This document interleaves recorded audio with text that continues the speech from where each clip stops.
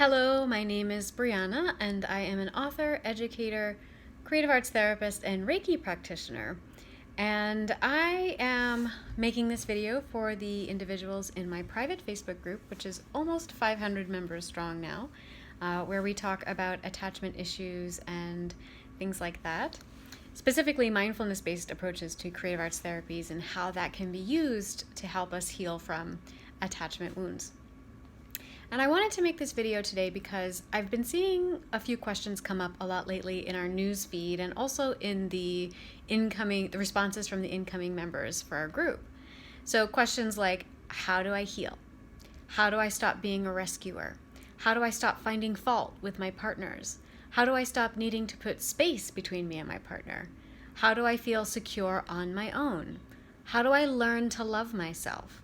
How can I trust my feelings? They got me into this situation, right?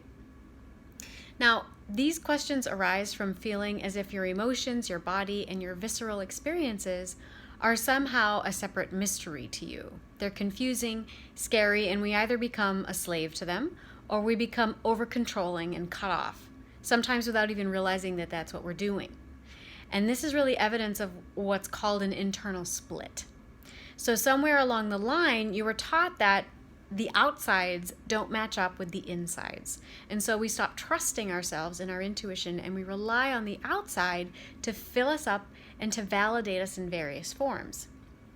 So for example, let's say a caretaker or your mother appears upset, and everything about her voice, her movement, her energy says mad or upset. And so you say, "Mom, are you upset?" And she replies, "Don't be silly, I'm fine." And so in that moment, we are being taught to distrust ourselves, our instincts, and our perceptions because they're dismissed and invalidated when she discounts what you are perceiving. And so that makes us anxious, and we either live with the anxiety or we cut it off, seemingly, but guess what? It's usually still there. Now, on the other hand, maybe mom or a caretaker is overly doting, possibly smothering, and she takes care of your every need. She's a good mother, right?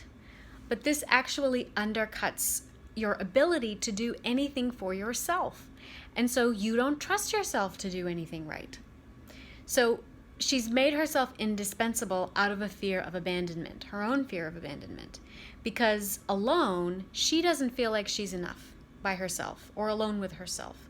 And so ultimately, you will never be enough to fill that void for her, although she may try to give you that role. And so unconsciously, there are two messages being transmitted. You're not enough as you are, and don't abandon me or I'll fall to pieces.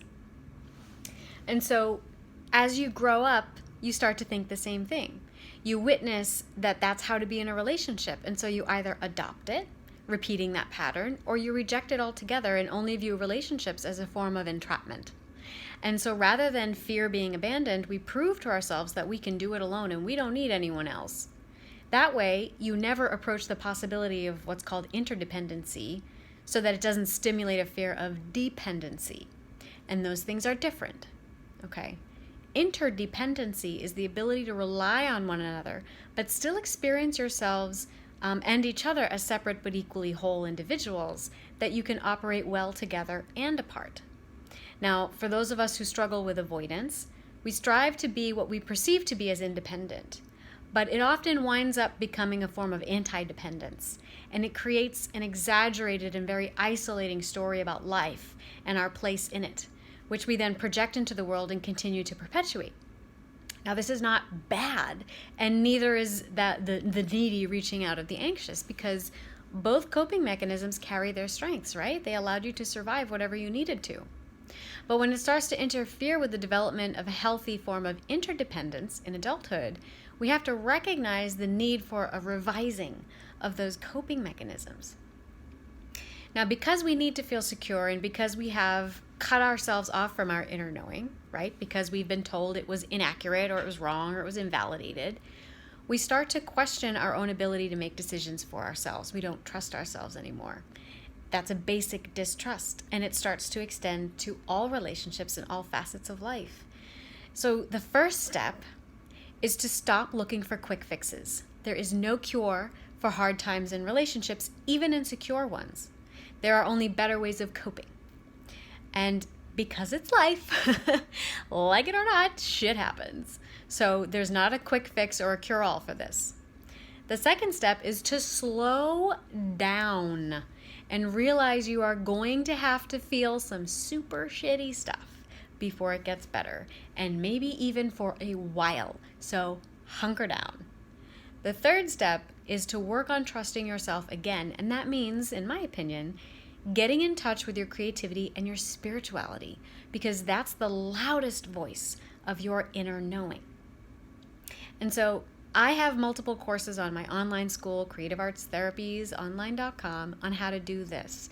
And recently I've posted an offer that's discounted more than 50% off for just my private Facebook group. So I invite you to check it out. It's called Healing Attachment Wounds, and the course explores everything I've just talked about and more, including the impact of your unique brain structure on your attachment styles, including the 7 types of ADHD and how that might impact your relationships, including guided meditations, art tutorials, lectures on communicating with your partner effectively, attachment styles, the role of addictions in attachment, and how to call in the love that you want. So I really invite you to take advantage of this opportunity. It's only available in my Facebook group, and it's only available until the end of December 1st, which is tomorrow. So click the link below, take advantage of this opportunity. It's on the post pinned to the top of the feed, and I would love to hear your feedback in the comments below.